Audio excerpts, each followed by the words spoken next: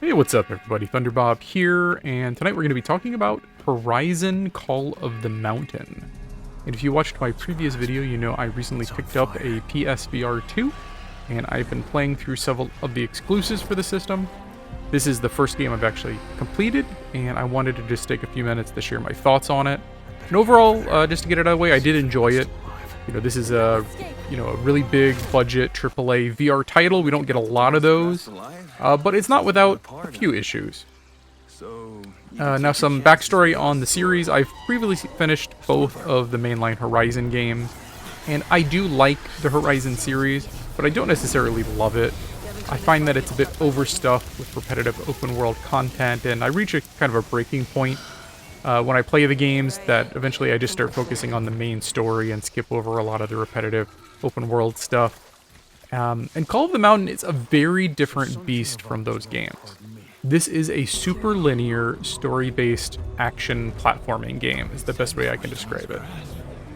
And you better like climbing in VR, because about 75% of the game is spent just climbing these amazing mountains. And maybe 25% is focused around combat with these giant robotic creatures. So let's go through just kind of category by category and talk about the different aspects of the game. First, let's talk about the story. The story is also very different from your typical Horizon game. You don't play as Aloy. She's actually only featured in the game for about 30 seconds in like a quick cameo. Instead, you play as Ryas, a former Shadow Karja rebel. That means he would have been an adversary of Aloy, but in this game he seems to have found the error of his ways and is kind of trying to make amends for his previous bad times.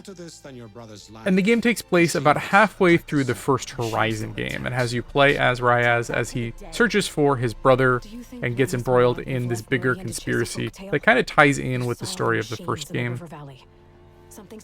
And overall, the story is told pretty well. It's primarily in these like playable cutscenes between gameplay sections as you return to Dawn's Grasp and you interact with several of the characters there, who are all modeled just incredibly well with great voice acting and animation. Some of the best looking character models I've seen in a VR game, period. Your character also comments on the world around him and adds a bit of humor to what would mostly be just a quiet solo journey otherwise. And it definitely feels like a side story, and not one that you necessarily need to experience for the overall Horizon series, but what is here works well enough to motivate you to continue and see it to the end. The story definitely picks up in the back half of the game, like early on it's kind of just motivating you to climb the next mountain, but by the end I was pretty invested in it, and most of these characters I did like. Next, let's talk about the gameplay. The majority of the game has you traversing in a very linear path as you climb mountains, explore ancient ruins, and fight gigantic robot creatures. Very rarely are you given any kind of freedom to explore or diverge from this set path, to the point that every handhold is color-coded, so you know exactly where you can traverse and what is a dead end.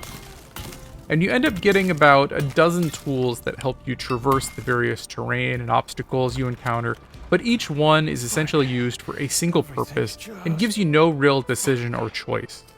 Every puzzle or traversal moment has exactly one solution, and there are a few puzzles in the game, nothing too difficult that's going to really rack your brain, but it does help the pacing a little bit to break up the mountain climbing.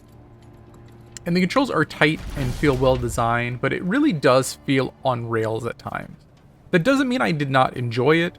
Some of the areas you explore are simply incredible looking, and you get a real sense of accomplishment when you reach the top of some of these locations and you look down and you see the path you crossed and you see this just amazing vista that goes on forever. I just would have liked a little bit more freedom. I don't really need like the full open world experience like in the original games, but a bit more of a hub system and some exploration, or at least multiple paths to the objective would have been nice, instead of just a single path with a single solution to every single puzzle and traversal element in the game. The combat also feels very tightly controlled.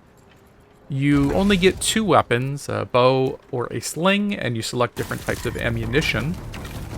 There are maybe a dozen combat encounters in the entire game, and they're all basically identical. You enter a combat arena. You don't have free movement in these arenas, but rather you rotate around the perimeter as the enemy stays in the center. You dodge around the edges of the arena, and you shoot the various weak points, removing armor and weapons from the mechanized horror, until they finally die. Sometimes this means firing arrows for like 10 minutes straight without stopping, and it can be kind of fatiguing on the arms after a while. You actually get a bit of a workout in this game. Every encounter is basically just a variation on this theme, and I can understand they don't want to overwhelm, what could potentially be a new VR player, but it feels like they could have opened up the combat a bit more. Maybe use some of the other tools, or give you a skill tree to customize how you engage with the combat. Some of the fights are still exhilarating, and the size and scale can be exciting, but by the end, I was mostly over the combat. And the gameplay loop is generally fun if you enjoy the climbing and taking on these huge beasts, but it just feels so very linear. I would have really enjoyed a bit more choice and openness to the system, but it seems the developer wanted to keep things simple, perhaps to overwhelm new VR players. But honestly, I would have loved if they tried to convert the original games into VR. I don't see that happening with the current state of Sony and their VR disinterest, but I think that would be a really cool way to play those games. And let's talk about the graphics. This game really does look simply amazing. Every location feels handcrafted. Some of these areas are just so breathtaking.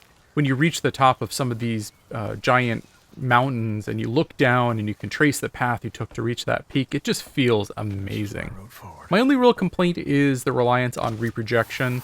The game is running at 60 FPS and then doubled to reach the target 120, and it causes some issues with ghosting on any of the moving elements in the game, or like when your hand moves in front of your face, you could see kind of a double image. After playing for a while, my brain stops noticing it, but it can be distracting. Because of the use of reprojection and foveated rendering, the resolution's really high, and the game uses some really great assets and the art direction to produce one of the best looking VR games. Certainly the best looking PSVR2 game I've played. And it really does feel like one of the few big budget AAA VR titles, with production values rivaling some of the best VR games to date, like Half-Life Alyx. Really, this game just looks astounding. Anytime you kind of stop at the top of one of these vistas and just spin around, it's kind of just like it stops me in my tracks and takes my breath away, and I just gotta like admire the production value here. Also, mention the soundtrack is used pretty well. When you do reach those high peaks and the music kicks in, it feels really good. So the music is nice. I don't think it's a lot of callbacks to the original Horizon game, but there are some nice tracks here that are well utilized in the game. So, final thoughts. I did enjoy Call of the Mountain quite a lot, but it's not without some issues.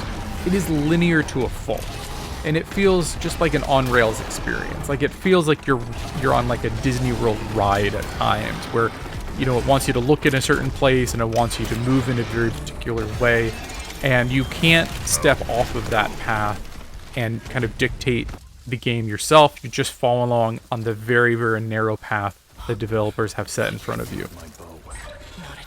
There's also not a lot of reason to replay the game. The game's only like 6 hours long, and there's not much to do once you beat the game beyond a very simple challenge mode that's basically just like an archery course and an obstacle course that takes maybe 10 minutes to finish. I would have liked something more like a boss rush mode, or maybe some kind of end game system that lets you more freely explore. Maybe they make like a challenge area with like more free roaming and just like enemies, throughout it. But it feels like that would have needed to be DLC, and I don't think, Sony has enough interest to really pursue DLC for this game. So essentially, the game is like a fun amusement park ride. And, if you enjoy the climbing and you enjoy the combat, you'll get something out of this. I think it's worth checking out if you have a PlayStation VR2. I don't think it's worth buying a PSVR2 for this game, but if you have the system already, and, most of the bundles came with it, but if it didn't, you can get this on CD Key website for like $15. And for that value, this is like a very high production value amusement park ride. It's not revolutionary, it doesn't really push forward anything, it kind of takes different elements of existing games, like the climbing system has been done a lot, The combat here is not revolutionary in any way, but it feels like they took, you know, a bunch of pieces of existing games and put them all together, and it's fun. It's a fun ride if you have PlayStation VR2. I definitely recommend playing through it, especially if you have a fondness for the Horizon series. If you want to kind of explore some of the alleyways and things that you don't see in the main game, it's a much more focused, a much more linear, and kind of story-based game. So I think, you know, this game has the basics down, and I think a sequel that opened up the world a bit and expanded on the combat could really be amazing. But I don't know if Sony has any interest in pursuing more VR. Like, I was reading that they actually cut some people from this studio. They didn't close it completely like some studios, but they have cut back on the staffing. And I don't think there's a single announced Sony PlayStation VR game, which is, you know, that's kind of saddening that it's their system, they're still selling it, and they don't have any upcoming games as far as I could tell. So I would love to see a sequel to this or DLC to this that expands on kind of the core systems and makes it a bit more free, a bit more where you can select how you want to play it. But that's where I'm at. I enjoyed it. I can recommend it. Don't buy a PlayStation VR for it, but if you got one, this is a cool game. Well, I'm going to end it there. I want to thank you for watching, and if you enjoy this, like, subscribe, drop me a comment with any thoughts. If there's any new games I should be checking out for the PSVR2, let me know, and I'll talk to you later.